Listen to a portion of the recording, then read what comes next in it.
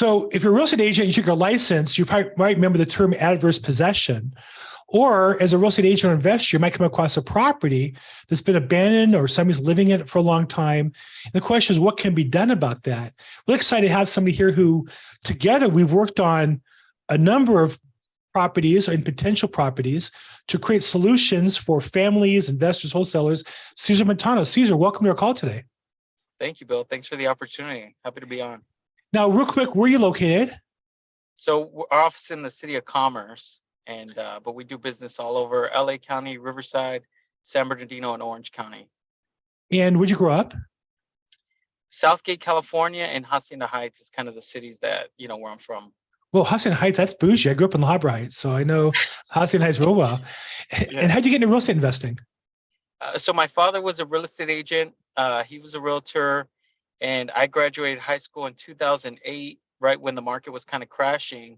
And he was able to connect me with a firm that was buying foreclosures at that time. So I kind of got to get into the real estate market, right at the bottom when everything was crashing. Wow. What high school did you graduate from? Glen A. Wilson, right there in Hacienda Heights. I know Wilson High, and I went to La Habra Heights, so I know the area real well. So we were neighbors to some degree. So let's talk about adverse possession. I think that sometimes that's the solution, but the problem comes to you and to me in a lot of ways. What kind of problem is created where you see adverse possession as a possible solution?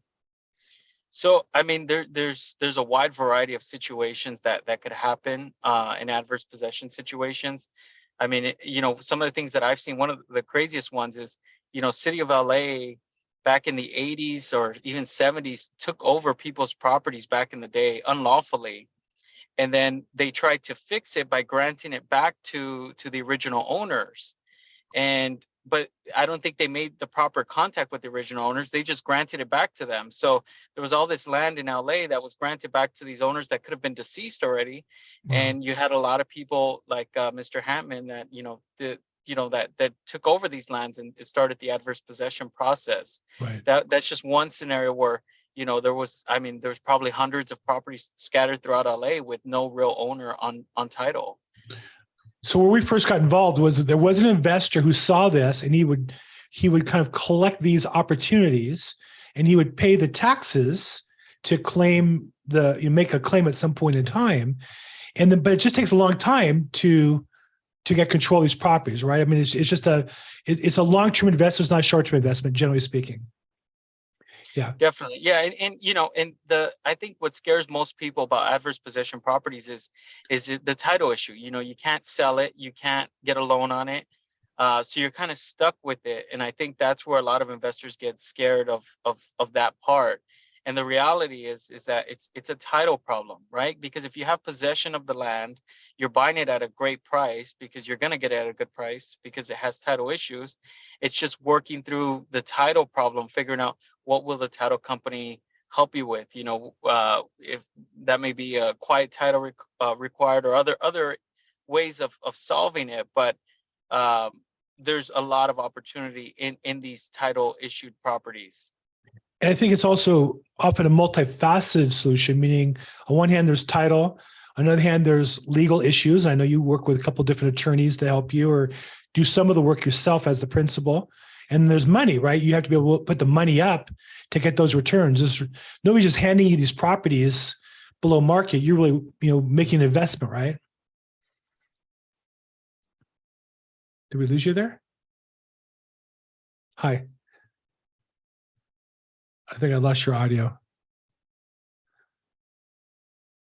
And you're not muted on the Zoom. Man, we got the meat of it too. Okay, how about now? Can you hear me? There you go. Yeah. Sorry about that, Bill. Yeah. So you were saying that as far as all the money that goes into it and there's risk involved in that. Right. And I missed the last part of the question. Right. Well, I'm just saying it's multifaceted, right? It's people say, well, I'll put money up, but I'm concerned about the risk. And other people say, well, I'm okay with the risk, but I don't have the money or I don't want to put up that much. And really the solution is multifaceted, right? You're in many of these solutions I've been involved with you. We've worked through the legal situation. We've worked through the title and you've put money up. It's a combination really of all three of those, right? In many Correct. cases. Yeah.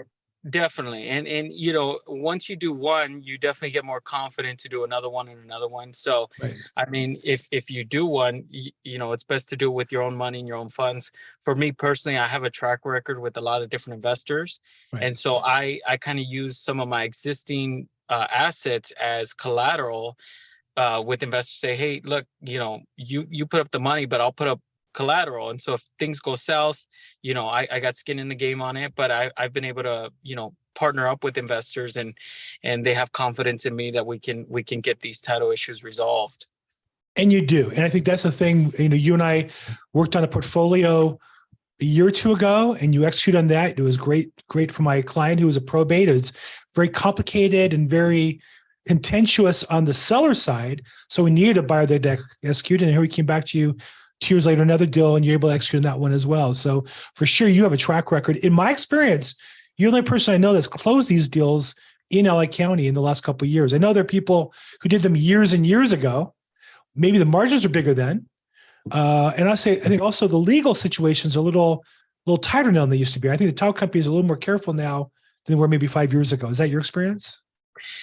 Title companies are definitely, like, you know, they tend to run away from these situations, but you know, title companies are ran by people just like you and I. And so I think you have to have a good relationship with a good title company. I'm fortunate that I've built up a good one with Pacific Coast Title, Jorge Mesa.